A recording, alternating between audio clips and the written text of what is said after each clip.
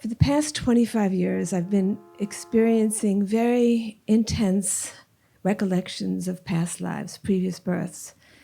And I don't really think of them as previous births because I see it, or as past lives, because I see it as one life with different chapters. But I decided to write all this down to see what patterns would emerge, because I've long had a desire to understand the workings of karma. So I wrote this book, My Journey Through Time, a spiritual memoir of life, death, and rebirth. And when I finished the manuscript, a writer friend of mine, a Jewish woman who had just started meditating with TM and had just been diagnosed with pancreatic cancer, came to me and said, "What are you writing?" I said, "Well, it's just my memoir." She said, "Can I read it?" I said, "Well, it's really about my previous births." She said, "Can I read it, please?" She was going through tremendous fear of death. When she talked to me about her fear of death, I said, "Okay, you can read my manuscript." Nobody had read it. Well, she read it, and it had an enormous impact on her. It helped her overcome the fear of death. Subsequently, she died about a year later. But she kept talking to me about the book and said, "Dena, you have to get this published." So I decided to show it to 3 of my close spiritual friends, and I did. And each one of them came to me and said, "Dena, you can't sign your name to this. You have to use a pseudonym." I said, "Why?" They said, "You're a known figure in the interfaith world. Your family has a business. They're going to think you're wacky. You can't publish this book under your name." So I thought about it, and I said, "Well, I guess I could just use my initial, call myself D." And then I said, "No, I'm not going to do that." So I published the book under my name. And it went onto our website and Facebook page. And then a few months later, I get a phone message from a Christian leader that I've worked with for many years. And he said, "Dena, I've just finished your book. We've got to talk. Please call me." And I said, "Okay." Now it begins. And I didn't call him. And then I get an email and said, "I got to talk to you. Please call." So I called him. And he said, "Dena, I was fascinated by your book, and I started researching. And please read this book." And he told me what the author was, Christopher Bach, a book called Life Cycles. He said, "I want you to read this and tell me, and let's talk after you read it." Well, I didn't get the book because I wasn't really interested in evidence about reincarnation. To me, it was not a matter of belief. It's just the way the universe works. So he emailed me and said, "Did you read the book?" And I said, "Not yet." And so I eventually got the book. And I had not been involved in this field, really. I'm just recording my own experiences, living my own experiences. But what I found in reading the book was fascinating, because this was a professor of religion from a university in Ohio, religion and philosophy. And he talked about the body of research over the past 25 years with psychologists, psychoanalysts, and social scientists who had been recording all of these past life experiences that people were having, particularly children, with such specific detail. That he said, this author said, that it's impossible now to deny that this is a process of nature. And it's not a religious matter, but a scientific one. And he said the implications are enormous, because just like all of the research being done with the Dalai Lama about being hooked up to the brain when you meditate, he said it will shake the premise that matter creates consciousness. Shift to the understanding that it's consciousness that creates matter. And I realized that this is part of the change that our society is undergoing. But there are a few things that struck me that I want to just read that he said. He talked about the order and intelligence in the universe. And he said, our lives, we don't see order and intelligence. We see random acts. He said, but once you can see the past, then you see how ordered everything is. And he said the belief in reincarnation was widespread in the ancient world. What appears to determine whether a religious tradition accepts reincarnation is not whether it comes from an Eastern culture, but how deeply its spiritual practices explore the psyche, which explains why those traditions that have meditation practices are the ones that understand this life cycle, and those that don't have that understanding. Then he said, when we begin to ask exactly how karma works, it quickly stops being simple. If we try to fathom how actions or even thoughts never put into action can influence events hundreds of years distant, karma moves into mists of deep mystery. I think one can understand it, actually, if you look over a long period of time. And then he talked about karma as not a religious matter, but a scientific principle, an impersonal balancing principle of nature. Thoughts and actions are energies set in motion which must complete themselves. They create imprints, mental patterns, or conditioning called samskara, which we carry with us. We heard about that a little bit last night. So now I'll go back to my story. So I was very, very struck. Intuitively, I had felt that now was the time where I could openly talk about my memories and not be regarded as a kook, whereas maybe 10 or 15 years ago, that wasn't the case. So just to go back now into my personal story, which when I look at it, I see over many, many centuries how these patterns and this balancing principle of nature manifests. I was born into a secular Jewish family, very involved in the arts, but I always had a spiritual yearning. And when I got to college at the age of 20, somebody handed me Autobiography of a Yogi. And as soon as I looked at the cover, I recognized Yogananda as my guru. Most of my friends were running off to India, going to Nimkroli Baba, or seeing the teachers who had come here, and they encouraged me to go meet a so-called living guru. And I said, I found my guru, what can I do? He's not in the body, but I can find him through meditation. And so I began a serious practice of Kriya Yoga meditation.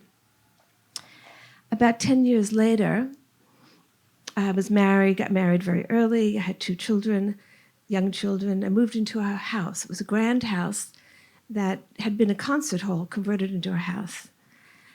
And as soon as I moved in, my marriage fell apart, and I was in this house, and I began to have dreams of another house. And I'd always wake up from these dreams feeling very forlorn, sad, anxious, like I had lost something. The dreams continued. And then after some years, I had an experience at that, I call it the mystical hour, about 4 a.m, when you're emerging from sleep but have not yet come to waking consciousness. And in that moment, I saw a young child about the turn of the century, maybe 1900, 1902. And I heard a voice that said, "You've always wanted to know who you were in your past birth. This is you." And I said, "Where was it?" And I heard the voice say, "Russia." And I woke and I thought, Russia? What was I doing in Russia? I would have thought I would have been in India with my guru, at my guru's feet. Russia. And then as I started to reflect on my early life, my love for Russian ballet, my love for Russian literature, I said, I can see patterns, okay? I can see some connection. I had gotten divorced and was working in my father's PR company as a writer, and he wanted me to do more than writing, so he had brought in a consultant, and this consultant was supposed to help me kind of understand spreadsheets and things like that. And so as soon as I'd be alone with him, he started speaking to me in Russian and calling me an endearing Russian name, Denishka, he called me. And so I thought, what is this about?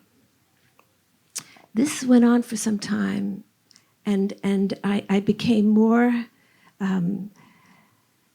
something was opening in me, some receptivity. And so one day when I was driving home from work, I suddenly saw my mother from my past birth, a mother I'd been very attached to. I burst into tears and started speaking to her in French, and she started speaking back to me in French. I pulled over the car and had this exchange with her and had a hard time pulling myself back into the present.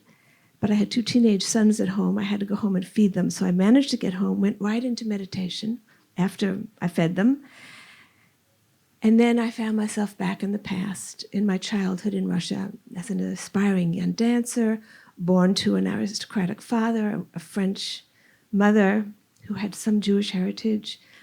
And I was in a movie. I saw the scenes unfold. I saw my mother's interest in Madame Blavatsky and spiritual matters and how she had to keep the secret from my father. And then I saw my love for dance, wanting to be a dancer, how my father suppressed this. And then I saw the turmoil in the streets, the beginnings of the revolution. And then I saw the country house that I had been seeing in dreams. And then I saw my mother saying that we had to leave Russia. And then I saw the night before we were to leave her sewing all the family jewels into my garments and then saying she and my father would follow later and that I was to leave with my 2 younger siblings and go to a great aunt in Bucharest. And so I remember being on the train and seeing my mother and going into this unknown world. And then my memory stopped. That's all I saw. And so for weeks and weeks, I just had to get back into Russia. I had to find out what happened. And so some weeks later, when I was in meditation, I saw that I had come into my great aunt's house and I'd taken all the jewels out and put them under some floorboards in the closet, waited for my parents. They didn't come. My aunt said, great aunt, they're not going to come. My younger sister died in a horse accident. My brother was sent to Germany to boarding school. I was married to a count. And I buried myself in reading whatever I could get a hold of philosophy. It was not much there. And then I saw that my brother had gotten married, established in Munich with a job, and I was starting to go visit him in Munich. And was brought to life by the intellectual environment of Germany in the late 1920s, early 1930s, the Art Nouveau movement. It was a stimulating time for me, and so I'd be going back and forth. And then one day, when my brother had been invited to a soiree and invited me to come in Munich, a Russian man came up to me and started speaking to me in Russian and told me he was a professor at the University of Heidelberg, and I knew he was Jewish, professor of physics. I had never heard of Heidelberg, University of Heidelberg. But the next day when I went to work, I went to my the man who was speaking to me in Russian, and I said, is there such a place as the University of Heidelberg? He said, it's a great and very old university, great university. And I said, do they have a good physics department? Oh, he said it was one of the best. It was renowned. And I said, would there have been Russian Jews teaching there? He said it was a haven for Russian Jews. Many Russian Jews came to teach there, especially in the physics department. So I thought, okay, I'm not crazy. I'm not imagining this, because I'm a very grounded person, and because these images were so intense, I really wondered if I hadn't gone off the deep end. So in my meditations, the memories were returning, how I was going back and forth. And one day when I was in Munich, my brother's friend said, I know you're interested in Eastern philosophy. Well, there's a Swami who's come to Munich in the neighborhood on his way back to India. Would you like to go see him? I said, oh my God, what a blessing, of course. So I went to this house where he was being hosted, and he spoke English. I didn't understand anything he said, but there was a moment when the crowds parted, the group around him, and he and I exchanged a glance. And there was a deep exchange that took place in that moment. And I was deeply moved. Now, in fact, Yogananda had gone back. He had come to America in 1920, only went back to India once in 1935. And he passed through Germany, hoping to see Hitler. He said if he could spend a few minutes with Hitler, perhaps he could change the course of events. He couldn't see Hitler. But on that moment, I happened to be there at that time, and I met him, which later explained to me why I recognized him early in my life, this life, and why I had such an intense devotion to him. So he left to go to India, and I went back to my life. But before that meeting, actually, I had been in the library at Heidelberg, reaching for a book. And as I reached for a book, another book fell at my feet. And it was the Bhagavad Gita. And I had asked my professor friend to find me one in French, which he did. And that became my lifeline, the Bhagavad Gita. So one day when I'm going to Heidelberg, I see that my professor friend is very anxious, going to a lot of late meetings at night, not speaking to me, very withdrawn, wouldn't tell me what was going on. Finally, he says, the Jewish professors are being let go. He said, some of them are disappearing. We don't know where they are. I have to get the ones out that I can. He said, and I don't know how I'm going to get the money. So I didn't know how I could help, but I was in the university library, and suddenly I heard my mother's voice say, the jewels, Sonia, that was my name, the jewels, sell the jewels. So I went back to my home in Bucharest, took some jewels and sold them and gave them to him, and kept doing this back and forth. And he kept saying, I need more, I need more. And finally he said to me, it's no longer safe for me to be here. And I said to him, I have one more piece left. It was in my family a long time, the most precious necklace. Let us go to America. I was so eager to go to America to find Swami Yogananda. And he agreed. He said, but hurry, there's not much time, hurry and sell that piece of jewelry. So I went and got it. It took me longer than I had hoped to sell it. I wanted a good price. And I thought, how odd. My mother said these jewels will help us establish a new life in Europe, but now this will help me establish a new life in America. And by the time I got to Heidelberg, his place was boarded up with the sign Juden on it. I knew that he wouldn't have left without a note for me. I knew I had to break in, so I broke into the apartment. I saw that his suitcase was there unpacked, half-packed, and I knew that something strange had happened. Why would he left with the suitcase only half-packed? As I'm sitting there trying to figure out what to do, 2 SS officers appeared at the door and said, "You come with us." My memories ended there. That was the end. I couldn't remember anymore. I was obsessed with this. I had to find out, did I die in a concentration camp? What happened? Well, it was months later, as I sat in meditation, that I saw that I had been apprehended and taken, but they realized who I was. They let me go, but they said, you're going back on the train to Bucharest. But I got off in Vienna. I was not feeling well, and I checked myself into a rooming house, and I got very sick, high fever and very sick. And then one day, and I was trying to figure out my life. Where could I go? I knew I couldn't go back to my husband, and I didn't know where the professor was, and my brother was in the process of moving to Prague. And so I fell into a kind of reverie. And in that state, I saw Swami Yogananda. And he said to me, I'm coming to take you to America. I came out of that and I said, my dream, he's coming to take me to America. And I waited and waited. And a few days later, there was a knock on my door. And I went to get it. And I thought, Swami Yogananda. And it was my brother.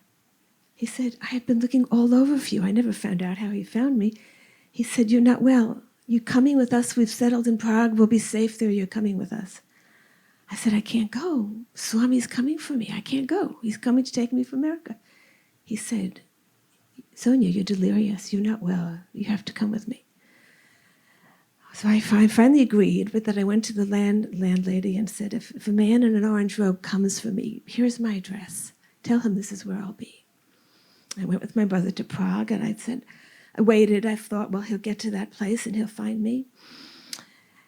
And then I remember one day standing at his window and seeing the Nazis march down the boulevard into Prague. And I had no more will to live. And I felt myself, the energy leaving my body. I got sicker and sicker. And then one day when I was on my sickbed, I saw him, Swami Yogananda. And he said, I've come to take you to America. And I felt myself leaving the body. And then I stopped and I said, Yuri, that was the professor, I have to find him. I have to find him before I leave. And then I saw him in a concentration camp with all of the others. And I couldn't leave. I saw my guru calling me at one side, and then I saw all of the Jews in the concentration camp, and I didn't know what to do. I was stuck in that spot. And then I saw beings of light around the concentration camp, people there, and I saw that they were sending them love and sending them help, and I heard a voice that said, you can help from there as well. And then I died. So I sat with these memories, and it was quite intense. And I cried over this and that, and I had a hard time bringing myself back, and I said to myself, I don't wish this on anybody. This is intense. But it wasn't long before I was in another movie. Again, at that mystical hour at 4 o'clock, I saw the inner world opened, and I can only describe it by saying that the quality of light was different from the quality of sunlight. And there I saw myself dressed in a beautiful flowing gown, standing in front of an African young man hanging from a tree with the noose around his neck. And I screamed and I screamed. And then I came to. And I said, oh my God, I was in the American South. What was I doing in the American South? I have always had this kind of love-hate relationship, not wanting to go to the South. What was I doing in the American South? And then, of course, I felt myself drawn back into that movie, and I saw that I had been born to a plantation owner, French family. My mother died. I had an older sister and my father. That was it. And I always felt drawn to the Africans, wanting to be with them, wanting to listen to their songs. And then one day when I was about 18, 19, I was on a picnic and I saw the scene of this young man who had been in our household, a man that I had only spoken to once, a young man, but I had felt such an attraction to. I saw him hanging there. And that traumatized me, and I couldn't recover. And so my father sent me and my sister to Europe for a year, to France, to a relative, saying, this will help you recover. And then in Europe, I met a Russian man who was twice my age, but a very cultured man who introduced me to the world of opera and ballet and literature, and introduced me to a world that I didn't have in Louisiana, which is where I was. And he wanted to marry me and for me to go with him to Russia. And I couldn't. Something was drawing me back to America. I was very young, and so I went back to the plantation. I didn't marry him.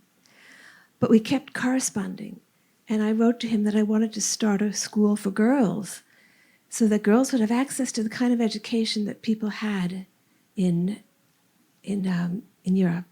And so he started sending me money for this girls' school. And then I found myself going up to the north to find out what education was like for girls in the north. And then being taken to hear a talk by Emerson. And in the talk by Emerson, having an out-of-body experience.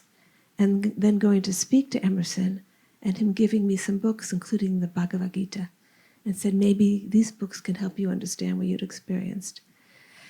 And then making many trips to the north, and my sister, who was now running the plantation, kept giving me money to take to an African man, a freed slave, and I kept bringing this money to him. I didn't know it was money, it was a package. And later I discovered my sister was freeing the Africans on our plantation and sending him money for the Underground Railroad. And so I said to her at some point, we can't stay in the South anymore. Let us go to the North. I had a job offer in New York to head a girls' school. And so as I started to go up there to make plans, she came down with smallpox and died. And this was before the Civil War. And then I came down and died. But as I lay there dying, I had the Gita in one hand and the letters from my Russian friend in the other. And so now I understood what had brought me to Russia, why I took birth in Russia. But I didn't understand what brought me to the South. Why was I born in the South? By now I had founded the Global Peace Initiative of Women and was doing some work with the UN. And there was a project in Africa. And so I had gone to Africa, and we did a conference of young leaders from throughout Africa. And then at the end, some of the groups said, we're going to this island in Senegal, off of Senegal, where the Africans were held before they were put on ships. And I couldn't bring myself to do it.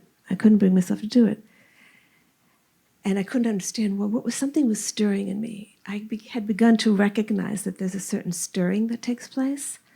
So I didn't have this 4 o'clock in the morning experience, but I found myself again back in time in an African village in the 18th century. And I found that as a young girl, I had come in contact with a woman shaman who lived in the jungle. And I spent a lot, her name was Didi, that's what I called her, and I spent a lot of time learning from her.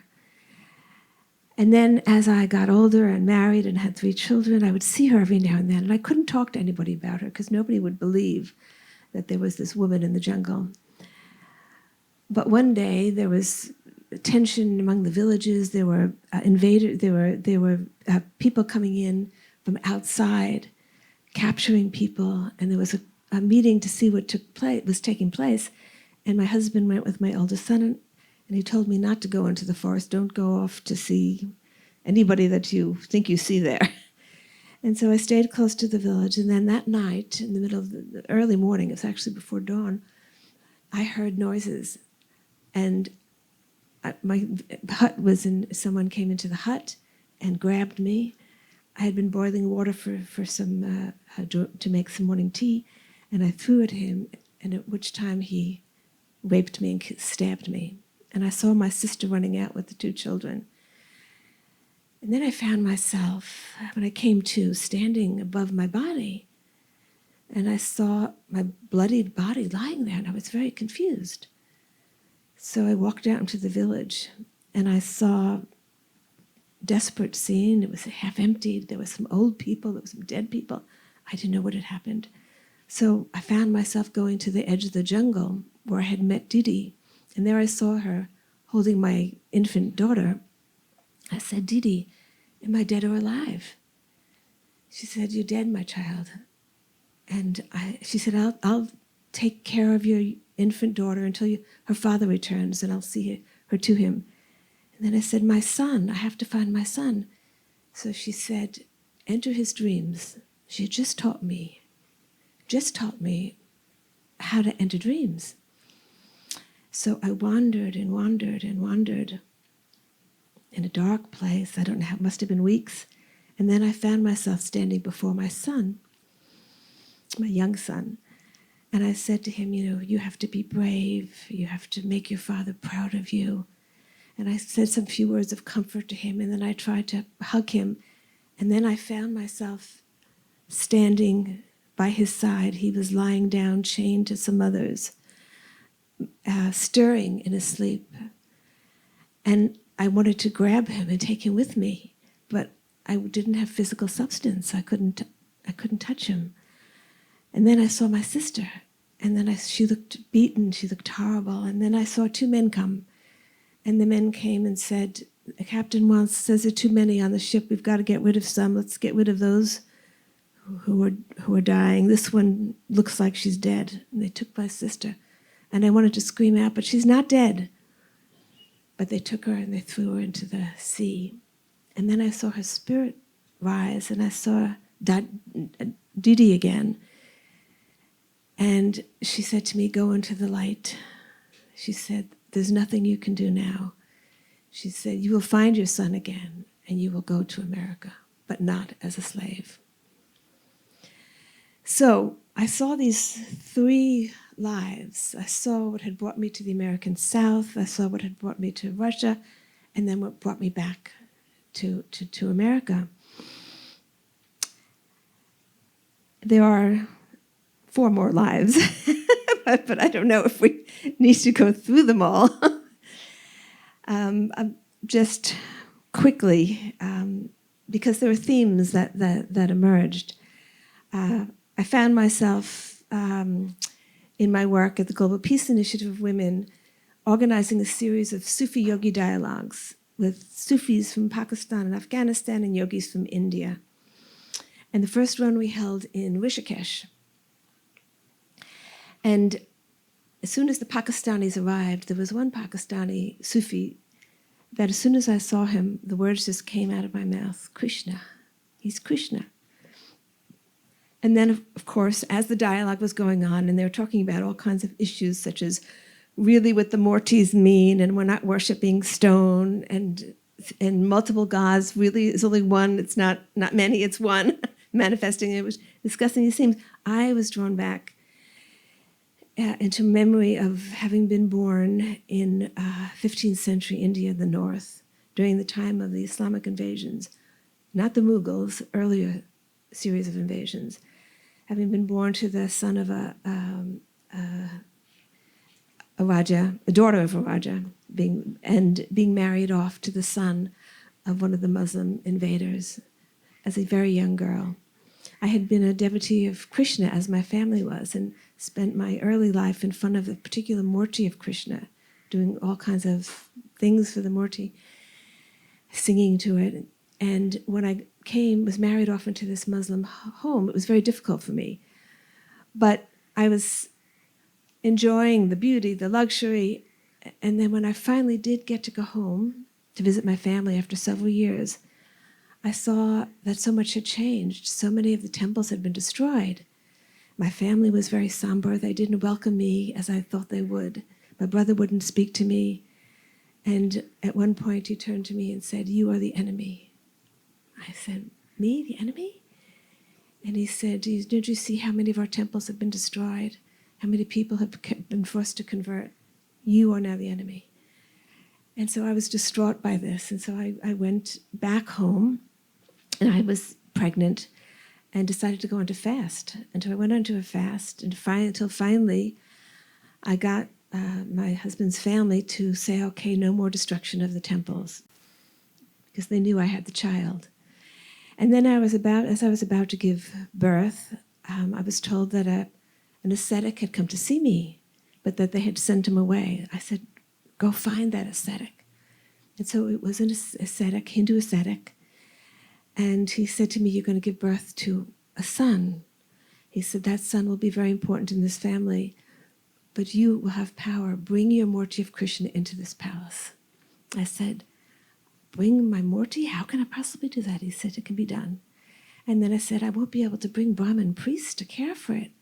And he said, Did Krishna not eat from Radha's hand? And then he said to me, "We have sacrificed truth for ritual." And he repeated that 3 times. And it's something that has stayed with me a long time as I continue to reflect on why these invasions took place. So, story goes on. All of this is in the book. And then at the end of my life, he came, and at that time I was asked by one of the Muslim scholars to organize dialogues between some of the Hindus and Muslims, and thus began my interfaith work of these dialogues at that time. So the Swami came to see me at some point, the ascetic came to see me as I was older, and he told me that my time left was not much. And he said, "You'll be born next among the Muslims, and your husband will be born among the Hindus, and half of your line will be Muslim, and half of your line will be Hindu." And I thought to myself, how can that be? And then I realized all of my sons were being brought up as Muslim, but my daughters were very much attracted to Krishna, and that they would hold the Hindu lineage. So I died and was born in ancient Persia to the daughter of a very poor Sufi master. And in that life, I really felt very much my insufficiency as a woman. It was just me and my father, and I could not get rid of this thought that he had wished I had been a son so that he could have trained him in the Sufi ways. And this was a beautiful Baba. I have many memories of him. And he helped me to some degree overcome that feeling. But that feeling has been a thread throughout my life. And so as I established the Global Peace Initiative of Women, I realized I was just bringing something to completion that had been a thread through different incarnations. From Persia, I took birth in Japan.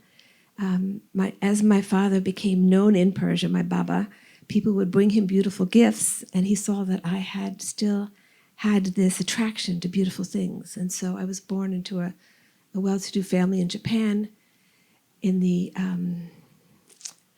late 16th century, late 16th century. And again, I was put into a position of having to do peace work. Born in one clan, married into another, a clan that had been fighting, but my father hoping to bring them together through this marriage. And he had entrusted to me to bring the clans together through the arts, through cultural affairs, which I did. And eventually it broke down, fighting broke out, and I had to take refuge in a Buddhist monastery where I became a Buddhist nun. And there are many beautiful stories there, how I first really came to a deep meditation practice. And from there, I was born in India again, in Varanasi, in the 17th century. And I was born into a Brahmin family, worshippers of Sri Ram, married into a Shaivite family, and very much involved in music. There was a very high culture in Varanasi at that time, and organized musical performances in my home, and then had a very unsuccessful love affair, even though I was married. Went down to the Ganga one night when the skies were about to burst with monsoon rain, and threw myself into the Ganga. And it was interesting, when I was recalling these memories, it stopped there, and I couldn't remember anything more. And I was thinking, oh my God, would I have done that? Would I have thrown myself into the Ganga? No, I couldn't have done that. But then, as the rest of the story came out, I realized that I had been saved by a sadhu who had said to me, the music that you fell in love with was the music of the cosmos. It is the divine lover you are seeking. I was cared for by some women widows and sent back to my husband. But the Swami had said, befriend the Ganga. You will see how much wisdom she has. She will be your friend. And it is in truth, I used to go down to the Ganga and speak to the Ganga and find tremendous comfort in the Ganga. And the Ganga became my mother. And in this life, when I first went to the Ganga, I recognized her as my mother. And I try to see her every year. And I realized that that relationship was formed then. And then in the later years, religious tensions began to grow. There had been a time of relative peace, but religious communal tensions were now growing. And my husband said, we have to leave Varanasi. And so we went to the Himalayas to do some pilgrimage. Now, early when I had met when the Swami had saved me from the Ganga, he had given me a statue of Durga. And he said, pray to Durga. And I tried, and my heart couldn't open to Durga. But I kept the statue with me by the Shiva Lingam in our house, and I tried. But as we traveled up, we ended up in Kashmir. And one day when I was walking in the forest of Kashmir, I came to an old hut. It was empty, nobody was there. I kept returning to that hut. One day, the door of the hut was open, and I found a woman ascetic in there. And she seemed to know all about my life. She knew about the tragic love affair. She knew that I threw myself in the Ganga. She knew everything. And then she said, close your eyes. And then she gave me the experience of Durga. And I tried to find her again, and the hut was always locked. She was never there again. I asked around about this old ascetic woman. Nobody had ever heard of her. But that sparked my yearning for the Mother, for the Divine Mother. And then I saw from there, I had taken birth in Africa, where I found the Divine Mother in the form of this woman shaman, Didi. So I began to see themes emerging, and I began to wonder who I was. I found myself often talking in the first person. For example, after my memories returned of Russia, there was a little article in the papers in the 1990s that said that after the Soviet Union fell, that many of the aristocratic families were reclaiming their old properties. And I thought, oh, wow, I can go get my house back. And then I said, wait, Dena, that's not your house. That was Sonia, not Dena. This happened a number of times after my recollections of the memory of my first life in India. Well, not the first, there were older ones, but that life during the invasions. I was speaking at a conference, and I was talking about the Sufi yogi dialogue, and I said, how hard it is. I said, we haven't even recovered from those invasions. And my assistant afterwards said, Dena, you said we. So I realized that my identity was shifting. And I felt like I was all of them and none of them.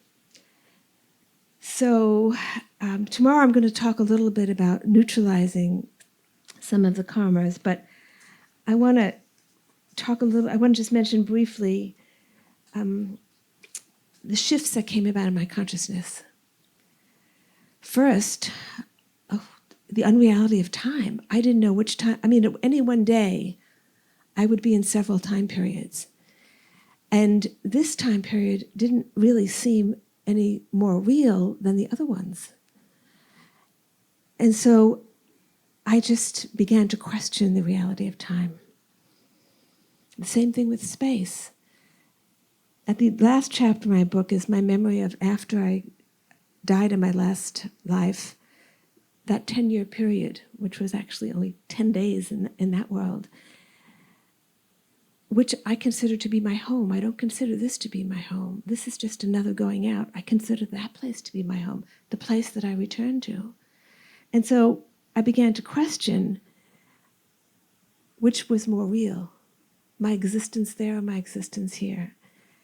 And there were moments of the day when I was present there, and I said to myself, I'm living this life now, but I'm also present in that place. So it's the time and space issue. The other thing that changed for me was my relationship to what we call death, the transition we call death. We're so taught in our culture to fear death, but if it's just a going home and it's just another transition, what's to fear? The other thing that stayed with me most powerfully was the ongoing nature of the relationships that I had formed in the past, especially with the spiritual masters. In every life I saw there had been a guide who had come to point me in some direction. And those guides were still a presence for me. The woman shaman Didi, I am still in relationship with her and feel her guidance.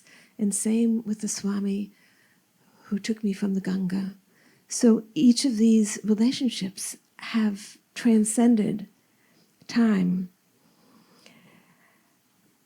Then the other major shift that came for me was that if the past has created my present conditions, and so many things from the past are now manifesting in this present life, then I am now creating the conditions for my future life.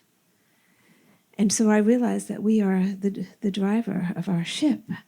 And so I truly began to live more mindfully. We can talk about mindfulness and talk about it as one thing, but actually realizing that you are creating the thought forms that are going to manifest in your future is another thing. So I began to look at my relationships differently. I began to watch my tongue a little bit more. I began to look at my what desires was still there, what was coming to completion and what had not yet come to completion, and how could I more intentionally direct it all. So I just want to read how I ended up with this, and then I think tomorrow I'm going to speak about some of the ways in which I came to see that these patterns are neutralized. At the end of the book, I have to find it. There, I see if I can find it. Yeah, I wrote a poem. There was one life I didn't go into of in old England when I had a very saintly daughter. So it's who am I? I am the mother grieving over the daughter who wasted away, faint but full of ecstasy. I am the Hindu queen who hid her love for the Lord and watched in pain the destruction of temples. I am the poor daughter of a Sufi saint who served him but felt unworthy as a woman. I am a wife betrayed in Japan, devoted to beauty, bereft of all. I sought refuge in the Buddha. I am the Brahmin wife who betrayed and sought death in the Ganga, but was given new life by the mother. I am the African girl who found the mother in a jungle seer and lost her son to slavery. I am the Southern belle who longed for culture, but found instead the teachings of the East. I am the Russian exile trapped in war-torn Europe, rescued by the guru she had long awaited. I am the interfaith organizer who seeks to implement her guru's teaching and bring humanity together as one. I am all of these and none of these. I am the one who sends out projections, who dreams and then takes the dreams to be real. I am the body of light seated by the source of River Ganga, one ray of the radiant dawn. I am her dream, her projection, her child, and someday I will know that I am her.